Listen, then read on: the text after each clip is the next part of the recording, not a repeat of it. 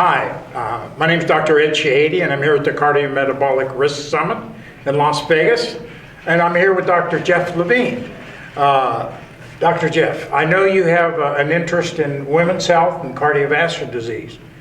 What about a woman that comes in to see you and she has a history of gestational diabetes? Does that trigger anything in your mind? Well, absolutely. I think the bigger issue is that many women who come to see most primary care providers don't bring that up unsolicited, because in their mind they had a history of it, they don't have that problem anymore. Right.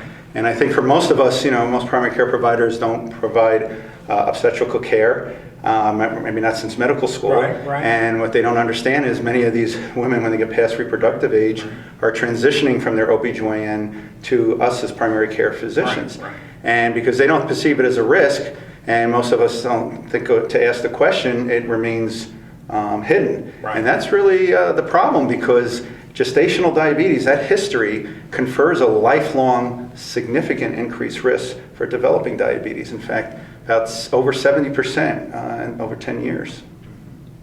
That's amazing. Now, what other risk factor? What else, if a patient has a history of gestational diabetes, does this trigger any other cardiovascular risk things in your mind? Well, it should. I think the main thing, the American Diabetic Association says that patients with a history of gestational diabetes should get screened, about 4 to 6 weeks postpartum, and you would think the OB/GYNs do that, but only about 37% of them ever get screened, even pursuing after a year. Right. And then if their blood sugar is normal, they should get screened every 3 years because of that lifelong risk. Right. If they do have evidence of glucose intolerance, then they should be screened every year.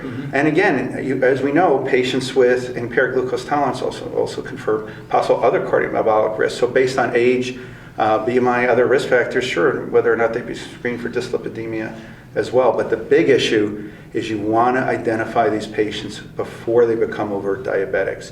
And the reason is the Diabetic Prevention Program, which looked at patients with impaired glucose tolerance and followed patients either with intense lifestyle or metformin, we see that patients with a history of gestational diabetes did even better than those who didn't. 55% reduction in development of diabetes with intense therapy in terms of lifestyle management, and 50% reduction with metformin. So both with lifestyle management, early medication in these women, you can dramatically reduce their risk of developing diabetes. And we know diabetes in women has a much higher risk of cardiovascular mortality later in life. So with those reductions in diabetes, you're reducing, probably hyperlipidemia, hypertension, you're increasing longevity. Fantastic, Jeff. That's great insight. We appreciate you being with us. Simple question, and a lot of ounce of prevention for a real pound of cure. Excellent. Thanks for being with us. My pleasure. Yes, sir.